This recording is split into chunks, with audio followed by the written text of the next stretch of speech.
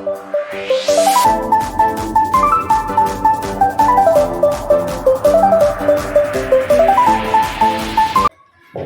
kita berdoa. Bapa di surga, Bapa kami dalam Yesus Tuhan kami siapkan hati kami untuk mendengarkan firman-Mu. Biarlah Tuhan menolong kami, memberikan hikmat dan pengertian. Biarlah Roh-Mu bekerja di tengah-tengah kami ya Tuhan, sehingga firman Tuhan yang kami dengar membangun kami, menguatkan kami. Terima kasih Bapa. Kami menyerahkan pemberitaan firman Tuhan yang berbicara kepada kami siap mendengar. Di dalam nama Tuhan Yesus Kristus kami berdoa. Haleluya. Amin. Salam saudara-saudara. Salam. Hari ini judul khotbah saya berani tampil beda. Kita akan membaca bersama-sama dari kitab Yohanes, 1 Yohanes pasal kedua. 1 Yohanes pasal 2, tolong dibantu dari operator. Ini belum jalan. Ayat 15 dan sampai ayat 17. 1 Yohanes pasal 2 ayat 15 sampai ayat 17. Demikian firman Tuhan. Janganlah kamu mengasihi dunia dan apa yang ada di dalamnya. Jikalau orang mengasihi dunia, maka kasih akan Bapa tidak ada di dalam orang itu. Sebab semua yang ada di dalam dunia, yaitu keinginan daging dan keinginan mata serta keangkuhan hidup, bukanlah berasal dari Bapa, melainkan dari dunia. Dan dunia ini sedang lenyap dengan keinginannya. Tetapi orang yang melakukan kehendak Allah tetap hidup selama-lamanya. Amin. Demikian firman Tuhan. Biarlah kita yang mendengar boleh memahami, mengerti, dan melakukan firman Tuhan. Bapak Ibu Saudara dikasih Tuhan, apakah yang menjadi prioritas hidup bagi kita? Ya. Mari kita coba merenungkan kembali prioritas bagi hidup kita sebagai orang percaya di dalam dunia ini. Ya. Apakah Allah yang pertama? Apakah Allah menjadi yang lebih penting bagi kita? Ataukah dunia yang menjadi lebih penting? Kadang-kadang kita merasa saya sudah menjadikan Tuhan lebih utama. Tetapi kenyataannya kita menjalani hidup yang menjadikan dunia lebih utama tanpa kita sadari. Kok bisa? Bisa. Ketika kita bangun dari tidur, ketika kita melupakan Tuhan, tidak menjadikan Tuhan yang pertama, itu berarti kita menjadikan dunia menjadi yang pertama dalam hidup kita. Ketika kita melakukan aktivitas kita tiap-tiap hari, kita tidak menyerahkan semuanya kepada Tuhan, itu berarti kita mengutamakan dunia daripada hidup kita. Seberapa jauh hubungan kita dengan Tuhan menunjukkan hubungannya. Apakah kita mengasihi Allah atau mengasihi dunia ini?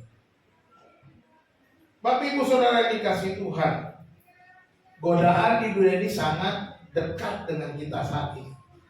Ya, sangat dekat sekali. Hampir tiap hari kita dicobai, digodai oleh dunia ini.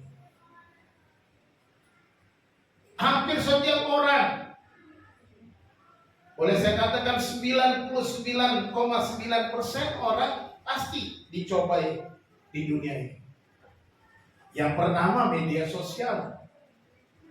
Kita semua yang menggunakan media sosial, kalau kita tidak hati-hati, banyak godaan, banyak cobaan di sana. Ya. Termasuk yang di belakang sana sedang asik atau apakah lihat-lihat Alkitab atau sedang asik dengan media sosialnya. Saya nggak tahu, HP dia lihatin terus, nggak asiknya. Ya, ini godaan. Saya mau supaya kita, ketika kita dengarkan firman Tuhan, jangan sibuk dengan media sosial. Itu tandanya saudara sedang menempatkan dunia ini lebih penting daripada Tuhan. Ya. Kalau saudara tidak mau mendengarkan firman Tuhan dan saudara sibuk, lebih baik saudara chattingan di bawah. Atau tidak usah datang, lebih baik di rumah dan chattingan dengan apa yang saudara sukai.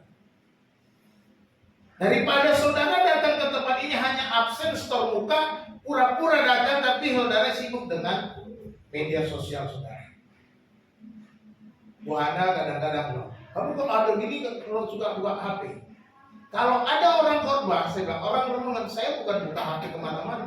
Saya baca ayat-ayat itu, saya baca bahasa asli, karena di Alkitab di HP saya ada teks bahasa asli. Saya selidiki bahasa ini, gunakan kata kerjanya apa, saya pikirkan. Sehingga apalagi kalau hari Jumat itu, saya suruh belajar lagi. Ketika khotbah ada yang pasti renungan, saya juga belajar. Ketika kalau ada mau ditanyakan, saya bisa siap menjawab. Jangan sampai orang siapkan, saya ditanya, saya nggak bisa jawab. Kan begitu. Jadi bukan sekedar begitu saja. Di HP saya ada banyak buku tafsiran di sana. Saya baca tafsirannya. Saya baca, saya selidiki, ini apa, dan lain sebagainya. Jadi bukan sekedar. Ketika saya menyiapkan ini, bukan sekedar menyiapkan, saya cek bahasa asli, saya cek ini tafsirannya apa, semuanya. Supaya apa yang saya sampaikan tidak menyimpang dari maksud firman Tuhan. Ya. Jadi mari kita hati-hati dengan media sosial kita.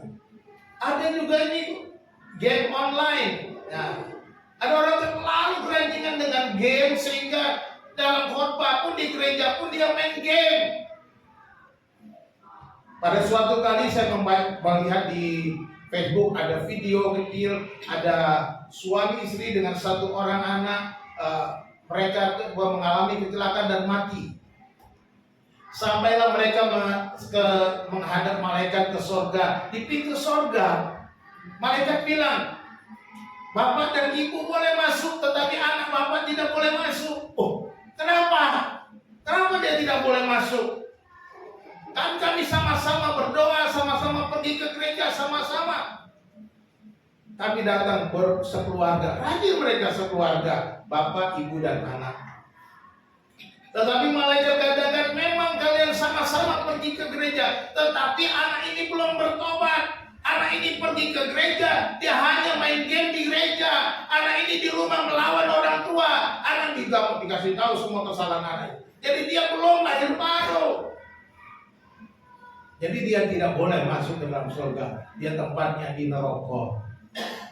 Apakah kita juga akan seperti itu? Hanya kita formalitas, ikut bapak, ikut ibu, atau kita datang hanya absensi di gereja? Kenapa kita datang ke gereja?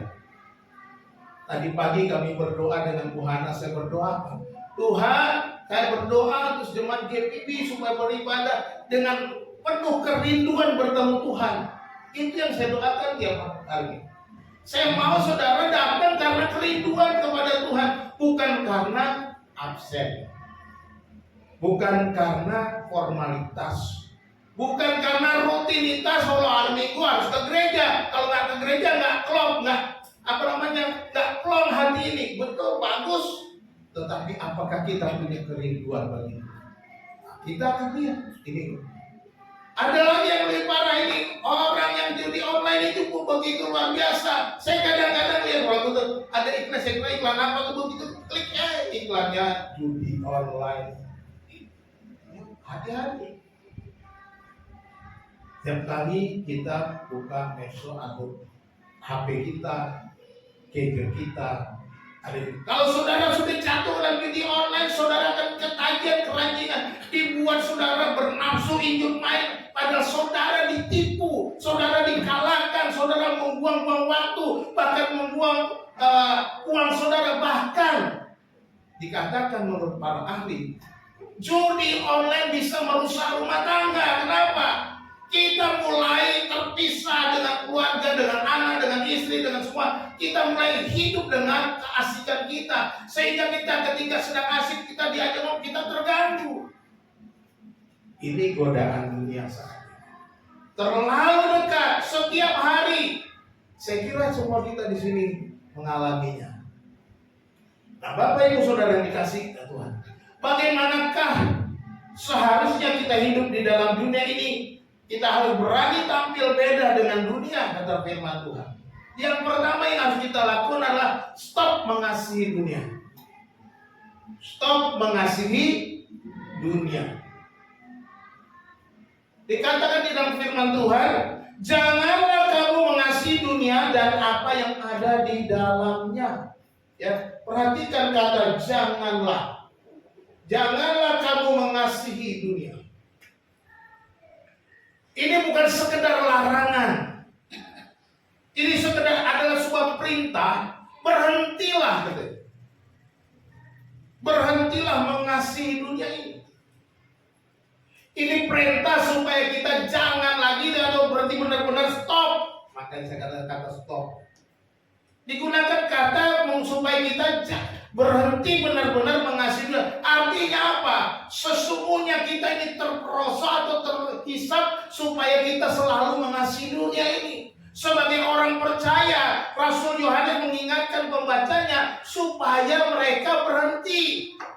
Jangan lagi mengasihi. Kenapa? Karena mereka sudah ada di dalam Kristus. Karena Allah sudah menyelamatkan mereka. Karena Kristus itu sudah hidup di dalam mereka. Oleh karena itu jangan lagi sama dengan dunia ini. Itu yang dikatakan. Berhentilah mengasihi dunia ini dan hal-hal yang ada di dalam dunia ini. Ya. Semua hal yang ada di dalam dunia ini harus kita benci. Jangan kita kasihi. Berhentilah kita untuk mengasihi dunia. Apa sih dunia ini? Apakah dunia ini berarti seisi dunia katakan baik kok? Kita dibilang jangan mengasihi dunia. Sementara Yohanes 3 ayat 16 bilang apa? Karena begitu besar kasih Allah akan dunia. Allah mengasihi dunia ini untuk menyelamatkan dunia yang sudah rusak. Oleh sebab itu kita jangan mengasihi dunia yang rusak itu. Artinya apa? Kita hidup dalam kebiasaan atau kerusakan dunia. Dunia adalah sistem.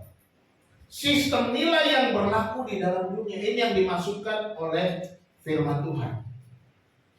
Jangan berhenti mengasihi dunia. Berhentilah mengasihi sistem dunia, sistem nilai yang berlaku di dunia ini. Banyak sistem-sistem nilai yang tentunya berbeda dengan firman Tuhan. Sistem dunia selalu berbeda dengan Alkitab. Itu yang dia katakan berhenti mengasihi dunia ini. Karena dunia ini selalu berbeda dengan firman Tuhan. Dunia mengajarkan kita melakukan apa yang kita mau. Itu dunia. Kau mau apa, lakukan aja sesukamu. Ya kan? Kejahatan. Makanya sekarang ini kejahatan itu semakin besar. Para pejabat makin jahat ketika gajinya sudah naik. Padahal gajinya saja cukup untuk hidup mereka, tetapi masih merasa kurang. Terjadilah korupsi. Itu kejahatan, ini sistem dunia. Cara bagaimana memperkaya diri, inilah sistem dunia. Sehingga menghalalkan apa saja supaya dia lebih baik, lebih kaya daripada orang lain. Akhir-akhir ini kita melihat tontonan yang luar biasa. Pejabat pemerintah mempertontonkan kebodohannya ya, dengan kata-kata yang membuat hati terluka rakyat banyak. Sehingga terjadi demo di mana-mana, bukan hanya di Jakarta. Di seluruh kota-kota, mulai dari Pati, kota kecil di Jawa, kemana-mana, di Makassar, di Medan, semua kota terjadi kerusuhan. Kenapa? Kejahatan, sistem dunia ini yang apa kejahatan? Korupsi, dendam, membalas kejahatan dengan kejahatan. Penjarahan itu kenapa? Seharusnya demo oke, saya setuju dukung demo. Tapi penjarahan saya tidak dukung penjarahan. Merusak fasilitas umum, saya tidak setuju dengan merusak fasilitas umum. Karena tidak ada gunanya. Karena itu akan merugikan banyak orang, merugikan kita juga yang demo juga. Apa untung kita ketika kita merusak? Apa untung kita ketika kita mencuri orang barang? Sekalipun itu hasil korupsi, itu urusan dia dengan Tuhan. Bukan hak kita mencuri hasil korupsi orang, sama saja kita mencuri, membuat kejahatan yang sama. Jadi saudara dikasih Tuhan, inilah orang-orang yang mengasihi dunia ini. Mengasihi dunia bisa aja karena kelaparan, bisa. Karena tekanan bisa, karena kebencian bisa. Tetapi kita sebagai orang yang percaya, jangan karena hal-hal seperti itu kita melakukan hal-hal yang sama dengan dunia ini. Maka dikatakan, berhentilah, stoplah mengasihi dunia ini dengan cara-cara dunia. Saudara-saudara yang dikasihi Tuhan, dikatakan juga di dalam ayat itu, jikalau orang mengasihi dunia, maka kasih akan Bapa tidak ada di dalam orang itu. Orang yang mengasihi dunia tidak memiliki kasih kepada Bapa. Ya. Mengasihi dunia sama dengan tidak mengasihi Allah. Alkitab secara tegas, kalau engkau mengasihi dunia, engkau sama dengan tidak mengasihi Allah sama sekali. Tidak ada kasih akan Bapa di dalam orang yang mengasihi dunia. Tidak ada. Kita tidak bisa bermuka dua di hadapan Tuhan. Mengasihi dunia berarti kita menempatkan hal-hal yang sementara di atas hubungan dengan Allah. Ya. Jikalau orang mengasihi dunia ini, maka kasih akan Bapa tidak ada di dalam orang itu. Ini firman Tuhan. Kita mau bilang kita mengasihi Allah, tetapi kita masih mengasihi dunia. Firman Tuhan kata tidak ada kasih akan Bapa di dalam orang itu. Tidak ada. Kita sama dengan pembohong, sama dengan orang yang munafik, sama dengan orang yang memakai topeng, sama dengan orang yang berpura-pura saleh, tetapi kasih akan Allah nggak ada. Jangan kita berpura-pura di hadapan Tuhan. Di gereja kelihatan lebih saleh, di luar kita masih melakukan kejahatan, di luar kita masih main judi online, di luar kita masih memukuli istri, memukuli anak, di luar kita hidup dengan cara-cara dunia. Ada itu. Di mana kasih akan Allah? Kita harus berubah, stop mengasihi dunia. Sebab kita tidak bisa mengasihi dunia sekaligus mengasihi Allah. Di dalam Matius 6 ayat 24 dikatakan begini, tak seorang pun dapat mengabdi kepada dua tuan. Karena jika demikian ia akan membenci yang seorang dan mengasihi yang lain, atau ia akan setia kepada yang seorang dan tidak mengindahkan yang lain. Kamu tidak dapat mengabdi kepada Allah dan kepada Mammon. Memang ayat ini berbicara tentang mengabdi kepada harta benda duniawi. Kita tidak bisa mengabdi kepada dua tuan, mengasihi Allah, mengasihi dunia, nggak bisa. Kamu akan membenci yang seorang dan mengasihi yang itu pasti akan terjadi kontras. Perbedaan yang sangat keras, sangat tegas. Kalau engkau mengasihi Allah, engkau membenci dunia. Kalau engkau mengasihi dunia, engkau membenci Allah. Itu saja. Kamu tidak dapat mengabdi kepada dua tuan. Nggak bisa. Siapa yang kita jadikan Tuhan dalam hidup kita? Jadikan Tuhan itu kan artinya jadikan dia tuan. Ya, sama. Gusti kalau bahasa Jawanya. Gusti itu ya Tuhan, ya tuan. Betul nggak, Guys? Ya. Makanya ada manusia dipanggil Gusti, Gusti Kanjeng. Bukan dia Tuhan tapi tuan. Ya. Nggak disebut bahwa Gusti Kanjeng apa gitu kan? Nama orang Jawa, nama-nama apa namanya? Orang-orang Riaya atau namanya apa? Tapi ada juga namanya Gusti Rada. Ya, orang Jawa atau orang Bali juga menggunakan kata Gusti.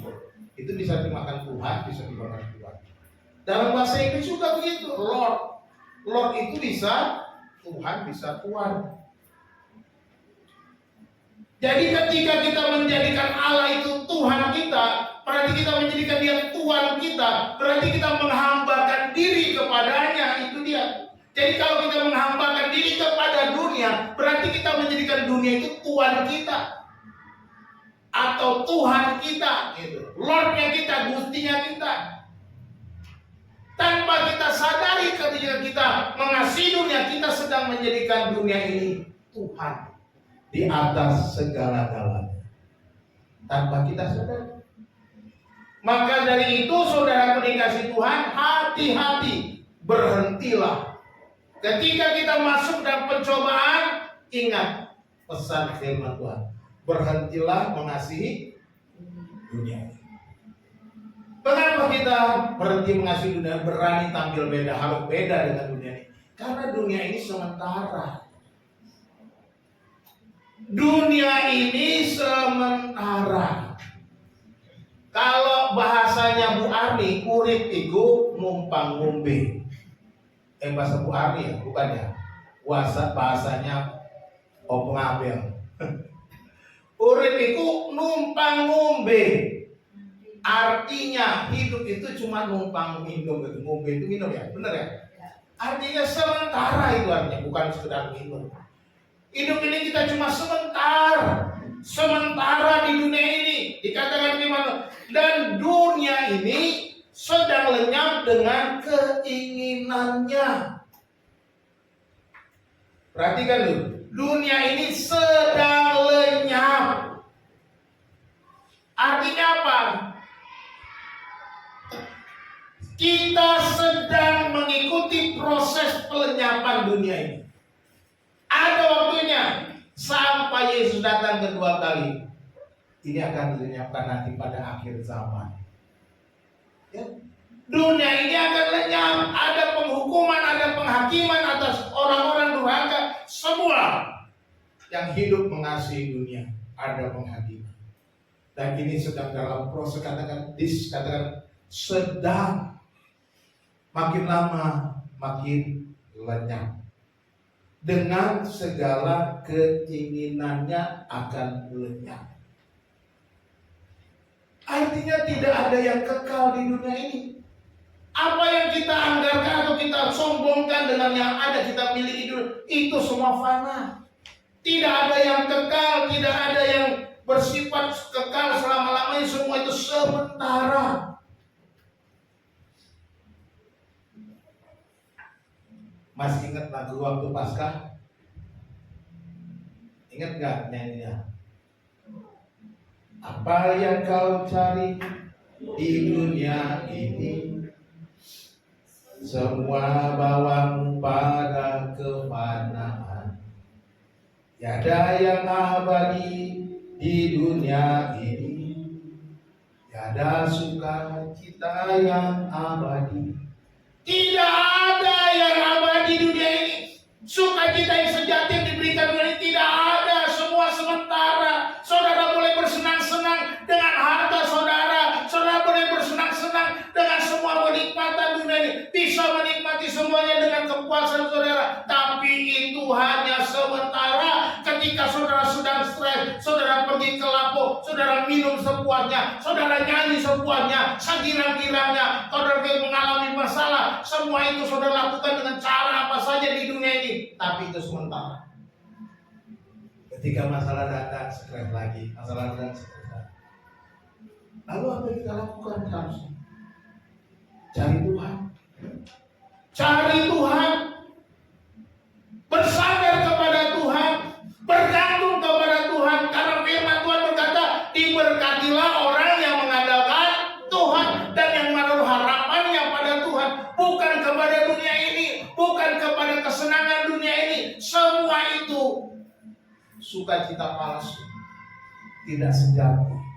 Semua nggak ada yang kabar. Semua di dunia ini sementara dan segala keinginannya sedang lenyap, dikatakan firman Tuhan.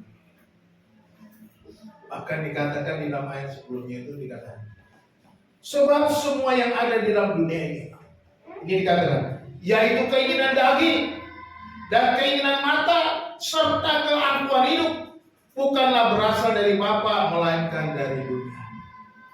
Ini keinginan dunia yang sedang lenyap itu. Yaitu dikatakan keinginan daging, ya. Sebenarnya digunakan nafsu daging, nafsu mata, keangkuhan hidup. Ya. Itu yang digunakan, kata yang digunakan. Kedagingan kita. Ini menjadi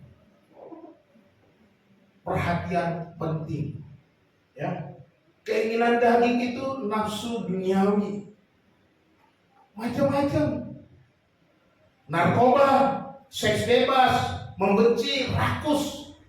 Ini bagian daripada nafsu duniawi. Ya. Kita harus bertobat kalau kita ada yang kita lakukan dalam hal-hal seperti ini.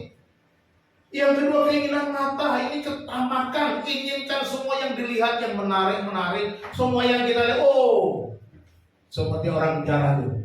Lihat tas Louis Vuitton, Gucci, ya bicara semuanya karena bermerek semuanya. Jam tangan harga 11 miliar, dapat ada mobil-mobilan mini harganya miliaran, dibawa juga. Surat tanah dibawa juga, emang dia bisa jual tuh tanah? Surat tanah buat apa? Ketika diambil surat tanah, emang dia bisa jual? Kagak bisa. Harus tanda tangan yang punya tanah. Jadi nggak ada gunanya. Tapi kalau barang-barang mungkin dia bisa jual. Yang 11 miliar dijual 1 miliar, ada yang beli kali ya. Tapi saudara beli barang curian, nggak bagus juga. Ya. Nanti begitu ketangkap, saudara dianggap penada, ketangkap juga saudara. Jadi saudara, ini keinginan mata. Tetangga punya mobil baru, kita mau mobil baru. Tetangga punya istri baru, kita mau istri baru. Ya bahaya. Pokoknya itu keinginan mata, semua yang dilihat-lihat tuh. Jadi jangan sampai kita karena keinginan ketamakan kita pengen semua yang kita lihat kita. Nanti kita pelajari ayat-ayat. Lalu keangkuhan hidup itu berarti bicara kesombongan. Ya udah jelas nih. Keangkuhan hidup. Kesombongan. Kita lihat satu persatu. Keinginan daging. Roma 13 ayat 13 bilang apa? Marilah kita hidup dengan sopan, seperti pada siang hari.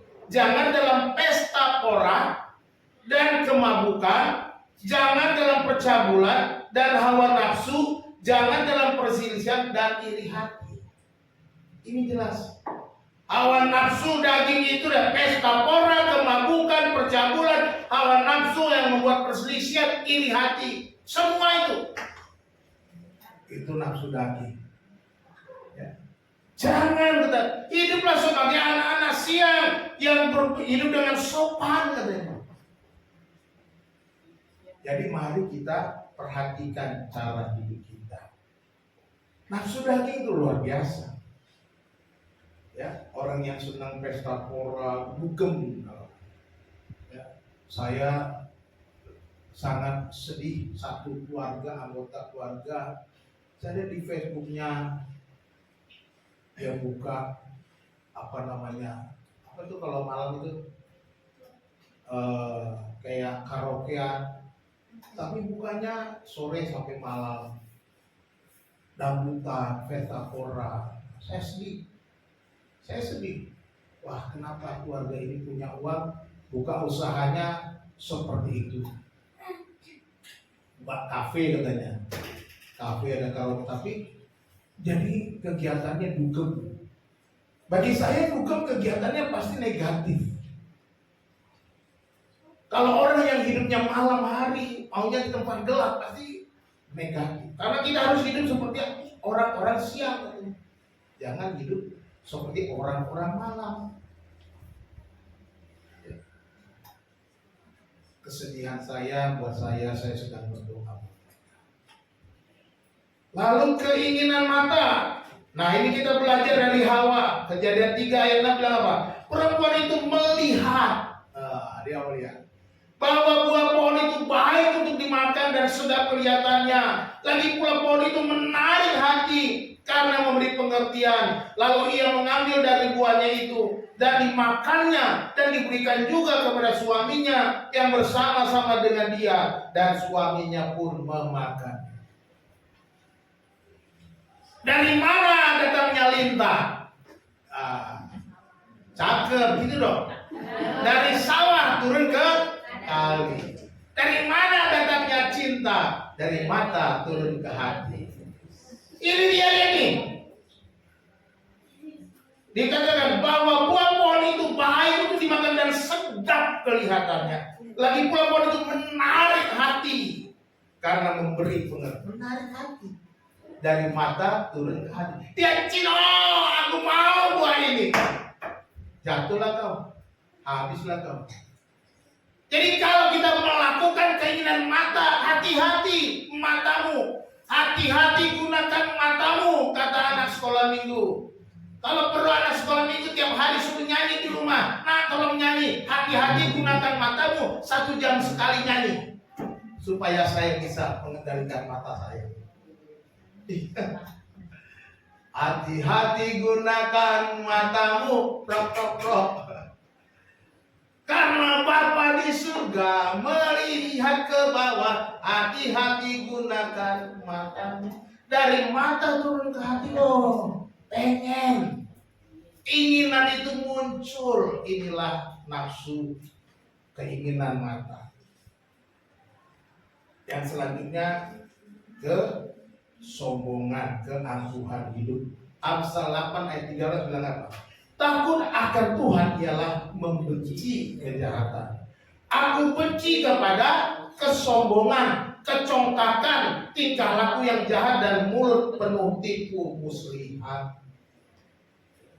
Seharusnya kita seperti penulis Amsal ini berkata, aku benci kepada kesombongan, kecongkakan, tingkah laku yang jahat dan mulut penuh tipu muslihat. Apakah kita membenci kesombongan? Atau kita mulai sombong? Kesombongan itu mulai dari mana? Kesombongan itu mulai dari ego kita. Ketika kita tidak mau dikoreksi, kita merasa paling benar, kita nggak mau diperbaiki, kita merasa sudah tidak lagi. Itu adalah sebuah kesombongan yang terselubung. Kita harus mau diperbaiki karena firman Tuhan untuk itu. Segala tulisan yang diilhamkan Allah memang bermanfaat untuk mengajar, untuk menyatakan kesalahan dan untuk memperbaiki kelakuan. Itu karena firman Tuhan. Mengajar, menyatakan kesalahan, memperbaiki kelakuan, itu firman Tuhan fungsinya. Jadi kita harus mau. Ketika kita tidak mau diubah, kita tidak mau ditegur, kita tidak mau dinyatakan kesalahan kita tidak mau diperbaiki, kita menolak kebenaran, maka itu adalah kesombongan kita.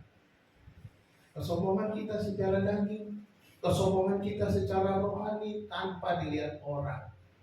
Memang ada orang sombong karena dia kaya raya, karena punya jabatan. Ketika dia sudah menjadi hebat, dia tidak peduli lagi orang lain, dia tidak merasa selevel dengan sekitar. Ada yang sombong kelihatan seperti itu. Tetapi kita juga hati-hati, jangan sampai kita menjadi sombong rohani. Kita merasa lebih baik, kita merasa lebih hebat, kita merasa lebih saleh, kita seorang yang melayani Tuhan. Jangan sombong rohani. Ada juga yang begitu. Ya, melayani Tuhan harus dengan setulus hati kita. Kita melayani Tuhan bukan mencari nama. Kita melayani Tuhan bukan mencari hormat. Kita melayani Tuhan oleh karena Tuhan layak menerima pelayanan kita. Bagaimana kalau kita tidak diterima? Lebih celaka. Saudara bersyukur kita diterima untuk melayani Dia. Kalau Tuhan menolaknya, sia-sia semua pelayanan kita. Kenapa Tuhan menolaknya? Ya karena kita mencari yang lain. Kita punya motivasi yang keliru, kita punya motivasi yang salah. Maka itulah kesombongan yang Tuhan tidak berikan. Berani tampil beda. Berarti kita harus berhenti mengasihi dunia ini. Berani tampil beda. Kita menyadari bahwa dunia ini sedang lenyap, sedang menuju kepada kelenyapan, tidak kekal sifatnya. berani tampil beda, kita harus melakukan kehendak Allah. Di dalam ayat ini dikatakan tetapi orang yang melakukan kehendak Allah tetap hidup selama-lamanya. Orang yang melakukan kehendak Allah akan tetap hidup selama-lamanya. Berbeda. Dunia ini sedang lenyap. Tetapi kita yang mengasihi Allah, yang melakukan kehendak Allah akan tetap selama-lamanya. Inilah jaminan bagi kita yang percaya. Haleluya. Inilah kemenangan kita. Kita harus tetap melakukan kehendak Allah. Artinya apa yang Tuhan mau. Kehendak Allah. Kalau kita membaca seluruh konteks surat 1 Yohanes ini, saya sudah kasih renungan dari pasal 1 ya, pasal 2 kemarin sudah. Ini udah masuk pasal 2. Yang pertama itu kita harus mengasihi sesama. Kita harus mengasihi sesama kita, mengasihi saudara kita. Karena kalau kita tidak mengasihi saudara, kita sama dengan orang yang tidak mengenal Allah. Mengasihi sesama itu menjadi satu poin penting. Karena Tuhan Yesus mengajarkan itu. Nanti kita ayat-ayat. Kedua, yang diminta adalah melakukan perintahnya, menaati perintahnya atau firman-Nya. Ini kehendak Allah. Dalam konteks surat 1 Yohanes, ya. Mengasihi sesama, menaati firman-Nya, dan hidup di dalam kekudusan. Hiduplah di dalam kekudusan. Inilah kehendak Allah bagi setiap kita, siapapun kita, laki-laki, perempuan, tua, muda, besar, kecil, Batak, Jawa, apapun, kita harus hidup dalam kekudusan. Sebab kita sudah disucikan oleh darah Yesus. Mari kita lihat ayat-ayatnya satu. Mengasihi sesama. Galatia 5 ayat 14 berkata, sebab seluruh hukum Taurat tercakup dalam satu firman ini, yaitu kasihilah sesamamu manusia seperti dirimu sendiri. Ini isi hukum Taurat. Saudara baca seluruh hukum Taurat, intinya kasihilah sesamamu manusia seperti dirimu sendiri. Yesus meringkasnya di dalam Matius pasal 22 ayat 39. Kasihilah Tuhan Allahmu dengan segenap hatimu, dengan segenap jiwa, dan kasihilah sesamamu manusia. Hukum Taurat cuma itu aja, mengasihi Tuhan dan mengasihi sesama. Yang paling penting hukum Taurat kan itu bagaimana berbuat baik, itu hukum Taurat. Berbuat baik itu yang intinya menjadi satu kesimpulan, mengasihi sesama manusia. Kita tidak perlu mengasihi dunia, mengasihi sistem nilai yang ada di dunia ini yang keliru, yang bertentangan dengan Alkitab. Tetapi sesama kita harus kasih. Semua orang kita harus kasih tanpa membeda-bedakan suku, ras, agama. Ya, kita harus menyatakan itu. Seperti Pak Is tadi kesaksian. Keluarganya beda, tapi tetap mengasihi. Pak Is nggak mengotot, enak, ini kan hak saya, kamu pindah aja dari sini, bisa aja. Ini keluarga kami nggak setuju, ini keluarga dari kami semuanya tidak mau tanda tangan. Silakan kamu cari yang lain, bisa. Tetapi karena kasih, mau merendahkan diri, mau merelakan bagiannya. Ini yang saudara. Seperti saya saksikan bagaimana kami berusaha untuk mengasihi keluarga tanpa membedakan, kami berbeda keyakinan. Saudara-saudara dikasih Tuhan, inilah inti dari seluruh hukum Taurat, mengasihi sesama. Inilah perintah, inilah kehendak Allah. Yang kedua, dan inilah tandanya bahwa kita mengenal Allah, yaitu jikalau kita menuruti perintah-perintahnya. Kehendak Allah adalah melakukan firman Tuhan. Kita bilang kita kenal Tuhan, tapi kita tidak mau menuruti perintah Tuhan. Menuruti, kata-kata menuruti ini artinya kita, kalau kita melihat, pernah lihat apa namanya, pesawat jet di atas langit, atau pesawat sedang melintas, dari mulai kelihatan lama-lama sampai ujung sampai hilang, itu namanya kita seperti itu. Menuruti itu kita betul-betul mengikuti Tuhan sampai detail, sampai selanjutnya mengamati, mengikuti. Bagaimana kita menurut perintah-perintah Tuhan?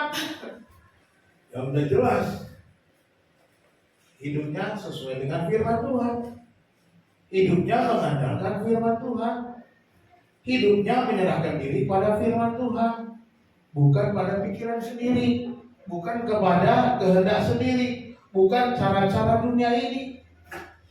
Itu yang dimaksudkan. Jadi kehendak Allah yang kedua, melakukan firman Tuhan. Yang ketiga, kehendak Allah, 1 Petrus 1 ayat 15-16, hidup dalam kekudusan. Tetapi hendaklah kamu menjadi kudus di dalam seluruh hidupmu, sama seperti Dia yang kudus, yang telah memanggil kamu, sebab ada tertulis, kuduslah kamu sebab aku kudus. 1 Petrus 1 ayat 15 dan 16. Hendaklah kamu menjadi kudus di dalam seluruh hidupmu. Kudus. Saudara tahu arti kudus? Sudah pernah saya jelaskan. Artinya apa kudus? Masih ingat tidak? Sudah lupa Pak? Apa? Tidak bercela, kudus. Oke, ada lagi yang artinya kata kudus itu apa? Saya sudah pernah jelaskan. Suci, kudus itu sinonim. Apa artinya itu? Kudus ini artinya terpisah. Itu artinya kudus. Terpisah. Kalau dalam konteks 1 Petrus, kamu adalah bangsa yang terpilih. Kita menjadi chosen people, bangsa yang terpilih. Ini yang dikatakan firman Tuhan. Ya, bahwa kita menjadi bangsa, tetapi kita itu dikatakan kudus karena kita terpisah dari dunia, harus berbeda dengan dunia ini. Itu dikatakan kudus. Contoh, simple, sederhana. Setiap pagi kami harus menyiapkan sarapan, makanan dan masakan untuk kami bawa ke sekolah. Tapi karena kami bangun pagi, Putri juga harus kami siapkan sarapan. Sarapan Putri kami pisahkan satu piring dan semua kami tutup terpisah. Itu nenek artinya kami kuduskan untuk Putri, kami pisahkan untuk Putri. Nah, kalau kita dikuduskan, kita dikudus, arti kita dipisahkan bagi Tuhan. Kita sudah kudus bagi Tuhan, kita sudah miliknya Tuhan, kita di chosen people, kita orang yang terpilih, sudah dipisahkan dari dunia ini. Sekalipun kita tinggal di dunia ini, kita itu kudus, kita harus berbeda dengan dunia, kita harus berubah dengan, tidak sama lagi dengan dunia ini. Ini yang dimaksudkan kudus. Dunia ini dengan sistem nilai, dengan segala kejahatan, kita tidak lagi dengan cara yang sama. Kita tidak lagi hidup dalam kejahatan yang sama. Ini yang namanya kudus. Supaya kita pahami. Kita selalu kudus itu berarti suci, luar biasa, indah, bersih, dan segala. Ya betul, itu benar. Tapi secara harafiah artinya kita ini sudah kudus. Dipisahkan oleh Tuhan. Menjadi bangsa yang terpilih, imamat yang rajani, umat kepunyaan Allah dikatakan. Jadi mari kita makan, tetapi hendaklah kamu menjadi kudus di dalam seluruh hidupmu, sama seperti Dia itu kudus yang telah memanggil kamu, sebab ada tertulis kuduslah kamu sebab aku kudus. Allah sudah panggil kita. Kita dipilih dari segala bangsa. Jadi umat kepunyaan Allah. 3 hal itu yang harus kita ingat untuk berani tampil beda. Ya. Yang pertama apa tadi? Stop mengasihi dunia, berhenti. Coba selidiki, apakah aku mengasihi dunia atau tidak? Apakah aku mengasihi dunia atau mengasihi Allah? Apakah aku sibuk dengan diriku sendiri daripada mengasihi Allah? Ya. Jangan sampai kita sibuk dengan diri, sibuk dengan berbagai macam. Saya masih melihat yang megang HP sibuk dengan HP. Mudah-mudahan melakukan yang benar. Ya. Mari kita fokus dengan Tuhan. Seperti saya bilang, ya, kita datang ke gereja ini mau ngapain? Kalau cuma sekedar absen, tidak usah datang ke gereja. Saya keras. Kalau sekedar absen, tidak usah datang ke gereja. Karena tidak ada gunanya. Tuhan kok yang mengabsen, bukan saya. Ketika kita di absen, kita hadir, tapi sebenarnya Tuhan bilang tidak hadir. Kenapa? Karena kita tidak datang untuk Dia. Kita datang untuk diri kita sendiri. Kita datang untuk segala sesuatu yang nggak tahu kita mau apa. Hati-hati. Stop mengasihi dunia ini. Apa saja sih dunia di dalam hidup kita yang mengalihkan perhatian kita dari Allah? Kekayaankah? Popularitaskah? Hiburankah? Dan lain-lain. Kita coba selidiki. Macam-macam tadi saya sudah jelaskan di awal. Mari kita berhenti mengasihi dunia ini. Semua sistem nilai yang keliru. Kita berhenti dan kita berani tampil beda karena dunia ini sangat marah.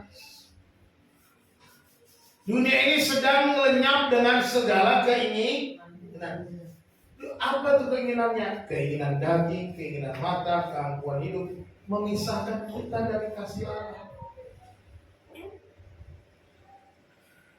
Keinginan daging, keinginan mata, keangkuhan hidup memisahkan kita dari Allah. Kita menjadi orang yang mengasihi dunia, berarti kita tidak mengasihi Allah. Itu kata firman Tuhan. Tidak ada orang yang akan mengabdi kepada dua Tuhan. Saudaraku, Tuhan yang menilai saudara, bukan saya.